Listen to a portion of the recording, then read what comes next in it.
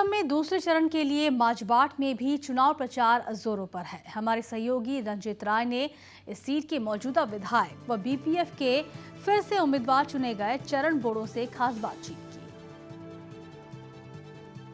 इस वक्त हमारे साथ माजबाट से मौजूदा विधायक चरण बोरो जी हमारे साथ है और चरण बोरो लगातार चुनाव प्रचार में व्यस्त है।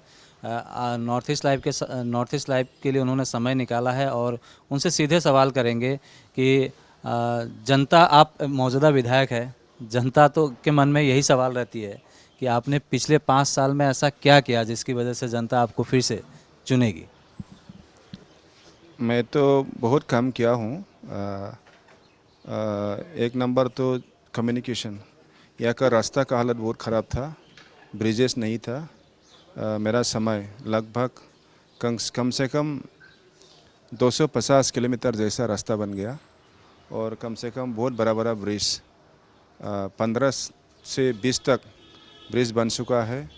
2 हॉस्पिटल बनाया है मैंने नया, एक है मॉडल हॉस्पिटल और एक है न्यू पीएचसी, वो चल रहा है। और जो जितना भी हॉस्पिटल था ये सब का भी इंफ्रास्ट्रक्चर बहुत ख़राब था। ये इंफ्रास्ट्रक्चर भी मैंने इस बार पूरा मैंने इम्प्रूव कर रहा हूँ। और एक स्टेडियम किया है मैंने, एक स्टेडियम क्या है उदालगुरी ज़िला में ही एक ऐसा स्टेडियम नहीं था। अभी इस बार मैं एक स्टेडियम बन रहा हूँ उदालगुरी में, यहाँ में एक साथ 12,000 दर्शक एक बार में देख सकता है। ऐसा बहुत काम। और जो सांस्कृतिक दिग में भी देखिए आप, भूपेन हज़ारिका का जो स्टैचू है मैंने बनाया, बिरसा मुंडा का स्टैचू मैंने बनाया और कालीचरण ब्रह्मा जी का स्टैचू ऐसा बनाया। और सब कम्युनिटी का छोटा बड़ा ऐसे बहुत कम्युनिटी हॉल, ऑडिटोरियम ऐसा मैंने बनाया। और यहाँ का प्लाट का प्रॉब्लम बहुत था, इरिगेशन ही मेन है, इरिगेशन का प्रॉब्लम मैंने बहुत काफ़ी मैंने कर चुका हूँ। कम्प्लीटली ये सोल्यूशन नहीं आया, फिर भी छोटा छोटा प्रॉब्लम मैंने सोल्यूशन किया है। और जो क्या है ड्रिंकिंग वाटर, हमारा उत्तर साइड में तो पूरा पहाड़ी इलाका जैसा है, यहाँ में पानी का बहुत प्रॉब्लम था। फिर जो ड्रिंकिंग वाटर का यहाँ में भी बहुत कर चुका है मैंने।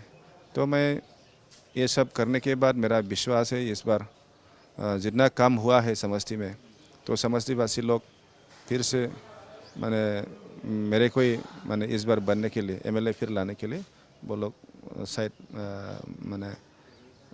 ये करेगा।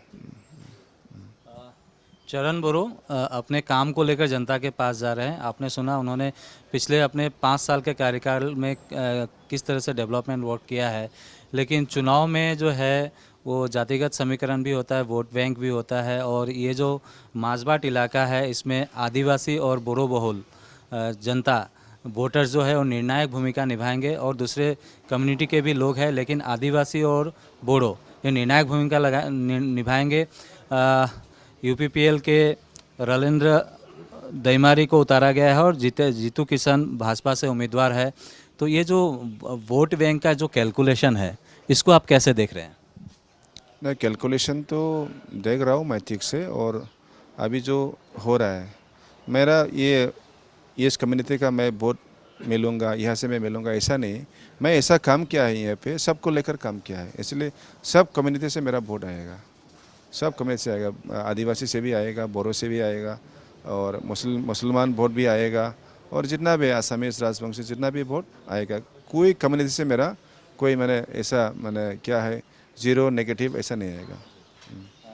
आखिरी सवाल मैं करना चाहूँगा, आपका बीटीएडी में जितने सीट है उस पर यूपीपीएल भी कह रही है कि हम सभी सीट जीत जाएंगे और बीपीएफ की ओर से भी दावा किया जा रहा है, इस पर आपका कमेंट चाहेंगे? हाँ, इस बार मेरा कमेंट तो उदालगुरी ज़िला में जो सार समष्टि है यहाँ में तो सार तो हम जीत जाएंगे। और मेरा समष्टि में यहाँ लास्ट बीटीसी में 3 बीटीसी मिलकर माजबाट बनता है, इसमें से एक बीपीएफ का हाथ में है, एक यूपीपीएल का हाथ में है और एक बीजेपी का हाथ में है। लेकिन जब हम प्लस करता है माजबाट समष्टि हिसाब से, तो लास्ट बीटीसी इलेक्शन में हम 10,000 से ऊपर में था हम लोग बीजेपी से। बीजेपी 29,000 मिला था और हमारा 38,000 था और जो यूपीपीएल उन लोगों का 27,000 था। लेकिन हम एक ही सीट जीता था, फिर भी हमारा टोटल बहुत ऊपर में है, ज़्यादा था। आप बहुत व्यस्त है, कई चुनावी सभाओं में आपको जाना है। आपको विदा देते हैं इस वक्त। थैंक यू, धन्यवाद। तो हमारे साथ चरण बोरो प्रेजेंट एमएलए माजबाट से थे और उन्होंने बताया कि वो चुनाव क्यों जीतने वाले हैं और अपने पहले के कार्यकाल के बारे में भी उन्होंने कहा और अपने काम के बल पर वो चुनाव प्रचार कर रहे हैं और लगातार चुनावी सभाओं को संबोधित कर रहे हैं। कैमरा पर्सन देवजीत बोरो के साथ मैं रंजीत राय, माजबाट से।